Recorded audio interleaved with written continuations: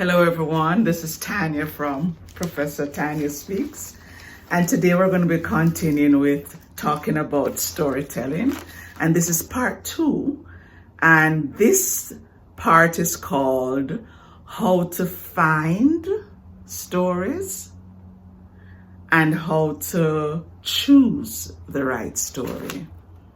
Because whether or not you realize it, your life is full of stories. You're just not thinking of them as stories, but maybe just about every day you are filled with some kind of emotional reaction that if you think about it enough, you could craft it into a story. But not every story can be told. So after we find the stories, we then need to choose the right story to tell. And that's what I want to help you to do today. Find the stories from your life. Then I want to help you to choose the right story to tell. So I'm going to begin. So the first part will be talking about finding, and the second part will be talking about choosing. Now, when we talk about finding stories from your life, there are many ways that we could approach this, but I have come up with my way, and I also found an exercise in this book called Long Story Short. So I'm going to begin with those ideas because I thought they were really great, and then I'm going to tell you about my way. So in Long Story Short, the author has a fill in the blanks exercise. And what she says is, fill in the blanks as quickly as you can without stopping to think too much. And once you fill in the blanks, look back to see if there are stories around those blanks that you filled in. So for example, she says you can start with an I am blank exercise. And you fill it in. I am Tanya. I am a college instructor. I am a mother. I am a Black woman. I am a minority. I am a wife. I am a friend. I am the sibling of Sharon. I am, so fill in the I ams and then see if any of these give you stories. So for those of you who watched this video where I spoke about the first time that I was called an effing N-word, that would maybe under I am a Black woman, maybe I could talk about that. So look for the different things in your life and see if there is a story attached, So maybe if I were not living in Canada also, the Black woman would not be something on my list, but it's something that is now on my list because I live in a country where I'm a minority and I have realized that I am Black. And every time I say that, my friends laugh and I say, no, it's not that I didn't know I was Black, but I've been made aware since I've lived here. So for me, I have a ton of stories about that. Like the first time a 5-year-old looked at me and said, why is her skin so ugly? And there's a lot of emotion around that because I couldn't believe a 5-year-old would say that. But these are some of the things that people say. So when there is a story around the different things, then that's somewhere to go. Okay, another thing she had was another set of blanks, fill in the blanks was, I was scared when. So think about that. I was happy when. I was mad when. I felt joy when. More filling in the blanks, right?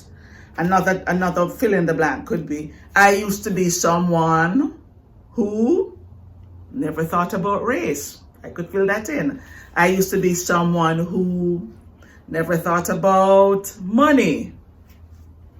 I used to be someone who never thought about retirement. I actually never gave retirement I thought until the last 10 years, which you can understand why I'm getting up in age, right?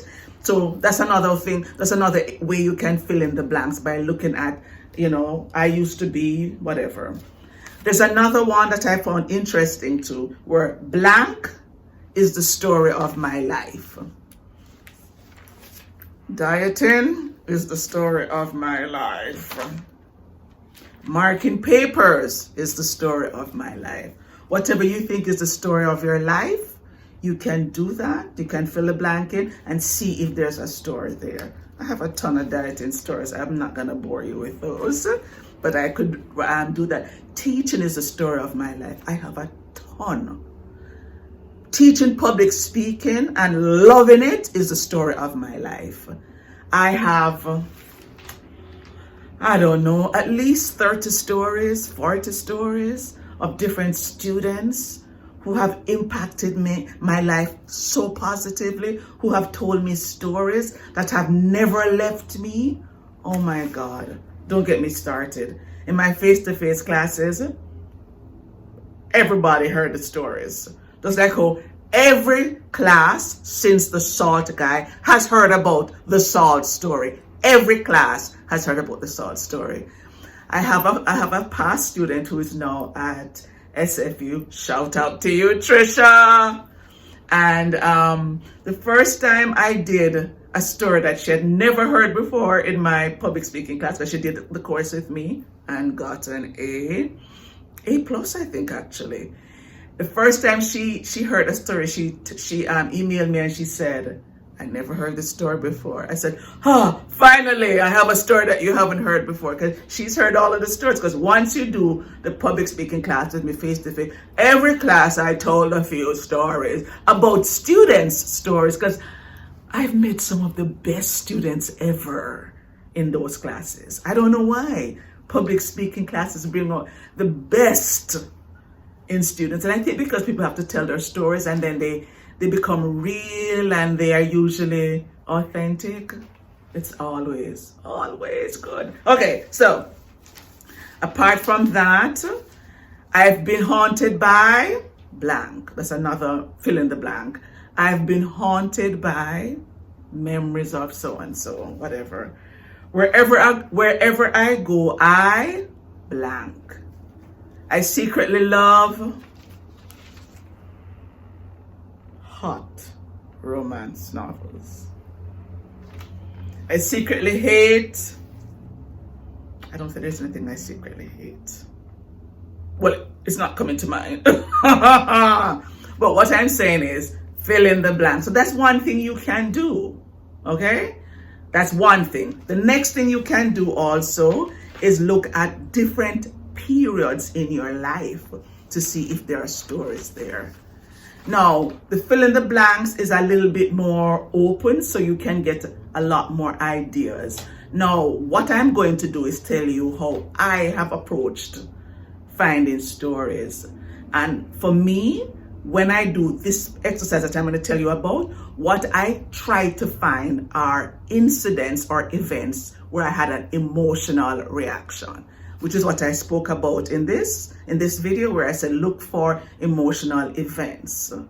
Now, I find the fill in the blanks a very good exercise, but it doesn't necessarily lead you to stories. You're not necessarily going to get a story from everything that you fill in the blanks with. Why? Because the story has to have the emotional impact and the takeaway and all of that. Whereas fill in the blanks will just jog your memory, and that's my idea anyway. When you fill in the blanks, you have a lot. You may get a lot more ideas, but you may not necessarily get every idea that will lead to a story. However, the approach that I use usually leads me to stories simply because I only focus on the emotional events. So for example, let's say I decide to start with growing up as a child. So let's think about myself in elementary school, prep school. Well, I went to prep school, but in Canada, I know we call it elementary school. And I would say, look for events and just start to think about them.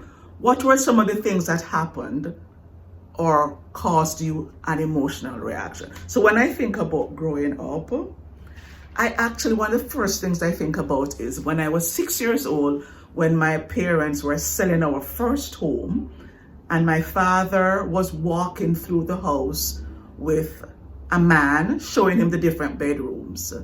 And I was a 6-year-old, and I'll never forget it. I was taking a shower, and I heard my father at the door say to the man, "That's the bathroom, but sounds like my daughter is in there, so let's move on." They moved on, and yet the man still opened the door, looked in, and then opened the shower quickly and went out. It made me so mad, but it made me more mad with my father, because I thought, how could you have not protected me more? How could you have not assumed the worst? Because to me, if I had said that, and maybe times were different, so I guess my father wasn't thinking, but I would have said to the man, "My daughter is having a shower now, so let's go." And I would have waited for the man to move, and then I would have walked with him. My father didn't do that. I forgive him for that anyway. But it's an event that had an emotional reaction. I still remember it almost 40 or almost 50 years later, and I still remember that. So look for the things that cause that stirring in you. Try to see, is there anything around going to school? When I think about going to school, I remember my father again. Oh my God, teachers were afraid of my father. You did not want him to ever have to talk to you. And a teacher once made the mistake of slapping me. And I'm from Jamaica, where corporate punishment was fine. She slapped me because I didn't know the answer to something. And when I told my father, oh my God, I regretted telling him, because he came in to talk to that teacher to let her know, never do that to his daughter again. My dad was protective, and I do appreciate what he did. But I was embarrassed because she ignored me after that. For the rest of the semester, I was persona non grata. I was glad to have not gotten any more slaps, but at the same time, I felt bad that I was ignored. But that's a memory, right? So look for childhood memories from, say, elementary school. Then move on to high school. Did anything happen in high school? When I think about high school, I remember once going to, I do remember, it was like a Burger King. It wasn't Burger King, obviously. And I was at a table with some friends, and before I knew it, there was a lot of ketchup on my face, and they were laughing, and I felt embarrassed, and I got up to rush to the bathroom, and before I knew it, I was on the ground looking up. I fell. It's the first time I ever fell in public. That's a story there. And I felt such embarrassment. And speaking of falling, outside of high school now, the second time I fell in public was once when I went to a spin class, maybe about 5 years ago. Oh my God, that's a story. Because I was really cycling for the entire time, feeling like, Tanya, you're pushing yourself too much, because you're no pro like these. But you know, social pressure, and I was really going after it. And we, at the end of the session, we had to get up and stretch against our bikes. Everybody put their foot up, and they're doing the stretch. And the next thing I know, I'm on the ground. That's a story. That's a story. It's not a sad story. It's a funny story. I have another story about the first time I did Zumba also. I wrote about it in my blog because I couldn't believe it. I always looked at Zumba and thought, I have rhythm. I'm black. Black people have rhythm. So I go to Zumba, and they're going to the left, I'm going to the right, and I was so confused. But the moment in the story that I said unified us was when the guy, I do remember the song, but there's a song about the ex, and everybody, all of a sudden it became like an anthem. Something about moving on from the ex, your ex, and everybody was, yeah, and I found that all of us were in unity, and I was like, whoa, and I thought, whoa, sometimes even in a Zumba class where you are the amateur, it's amazing that one song can unify everyone. So Look at extracurricular activities that you've done. Did you ever fall? Did you ever cry? Did you ever bruise yourself? Once again, look for emotional events that cause an emotion. So, prep school, high school, college. What has ever happened in college? And then one of the things that always works is look at your work. There are usually many stories there. Was there ever a customer who did something? You know? So look at that. Now, I'm trying to see if there are any other categories. Yeah, so I also told you guys about when I did this story, I spoke about failure, which for me is college.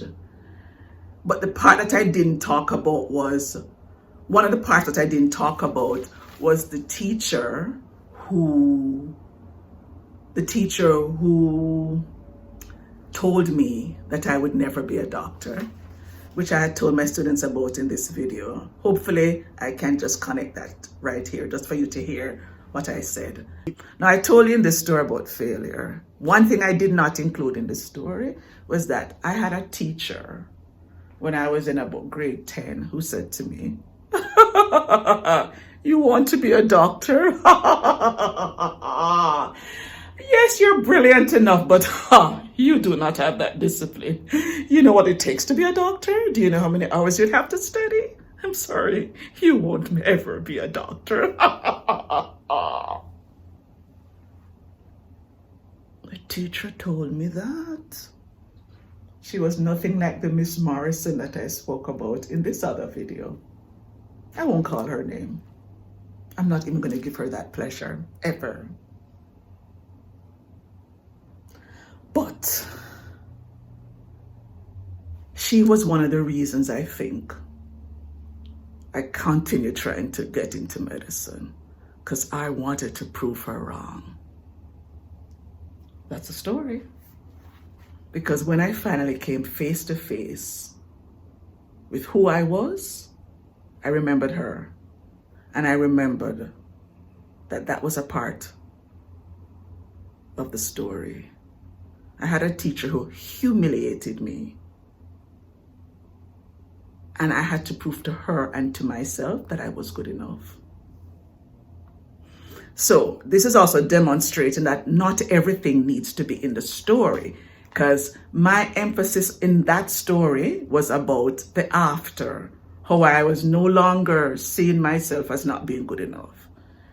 But I could have used the same story and had a different incident where I made that the incident, where I could talk about how she humiliated me, how it changed me, and how it made me go after a dream that I didn't even want. But that's also something. Did a teacher make an impact on you positively or negatively? Those are things that you need to talk about. When my son came, when we migrated, my son, I did not know my son was a writer. I didn't know he had that talent in him. I was busy hustling, trying to live, working 5 different jobs in Vancouver. And I guess it missed me. And one day he came home and he said, "Miss So-and-so said that I'm a writer." And I said, "Really?" I said, "Let me see one of your stories." And when I read the story and he was in elementary school, I thought, oh my God, you are a writer. I don't know how I missed it. But I always said to myself, what a wonderful teacher. Because he writes so well. He does this. This is something he does every day now. All because of a teacher who saw his talent. So maybe you have a teacher and that teacher did something positive. Like Miss Morrison. Apart from Miss Morrison being the reason that I'm a teacher today, when she saw me after the job fair, she also was a person who made me read books that I'd never thought of reading. And she loved language so much that everybody in her class had to also love language. So that's another idea. Look for teachers who were positive. So I hope I gave you some ideas. Now, the next thing I want to do is talk about how to choose the right story. Now, one thing you have to keep in mind is that not every story can be told. because sometimes we're not ready to tell the story, or we don't have a takeaway. If you cannot, and that happens a lot. When I told you guys, I think I told you that it took me a while to tell this story about being called the N-word. And it took me a long time because I kept thinking, but this is Canada, but this is Canada, but this is not the US, but this is Canada. Because I had heard that it was different in Canada, and it is, but it still exists. It does. Because if a stranger sees me and just calls me the N-word, with no conversation, with me just standing at the bus stop, and then the people beside me pretending that they didn't hear, that was really what had hurt more. That, because I kept thinking, in Jamaica, we're so inquisitive, where I'm from. We're so inquisitive that if somebody were to do that, oh my God, the men would be all up on him. Like, what did you say to the lady? What did you just call her? So not that I expected that kind of reaction, but I didn't expect to be ignored. And for a long time, I wrestled with that, and I couldn't talk about it. I couldn't talk about it because every time I did, I was still angry. And that's something you have to be aware of. Sometimes you're not ready to tell a story because it hurts too much still. And if you tell it and you're a little teary, that's not a problem. And I've had so many students do speeches and they tear up a bit. And it always makes the audience kind of feel a little teary also. We don't scorn them, we don't laugh at them, we feel their pain. Usually we feel their pain. But you have to have control. Because I had a student once who, in his passion speech, he spoke about why he loves his mother. And it was one of the hardest speeches I've ever listened to. Because he couldn't stop crying. Because he spoke about the sacrifices she made when they migrated. And I'm not just talking about a little tear. I mean, hiccuping and crying. And I had to say, would you like to take some time? He said, no, I want to finish. But it was hard. He still felt the pain. I would say don't tell that story if it's cause it still hurts too much. Wait for distance, wait for time, and wait to feel a little bit of healing. So if you're going to tell a story and you're going to be hiccuping and crying too much and your hands are shaking, that's not the story to tell. Because whereas people feel empathy when you're a little teary, they feel uncomfortable when you're crying, and so you want to be careful about that. So when you're telling your story, I want you to keep that in mind when you're trying to choose a story. Have I learned my lesson? Do I have a firm takeaway? Because don't start writing the story until you have a takeaway. If you have no takeaway, there is no story to tell because the story is around the takeaway. So if it still is too near to you or it's still in progress, like suppose you just got diagnosed with a disease, or let's say you just broke up with your boyfriend and it still hurts and you haven't yet gotten around to learn the takeaway, don't tell that story because you're not ready to tell it yet. So keep that in mind. You must be ready to tell the story. And when you are ready, then you can craft it. So choose a story that you have a takeaway from, that gave an emotional reaction, that you're not too hurt and too fragile to discuss, and make sure that the story you choose, you've learned your lessons and you're able to impart them. Because that's the most important thing about a story. There has to have been a lesson that you learn that you can share with us.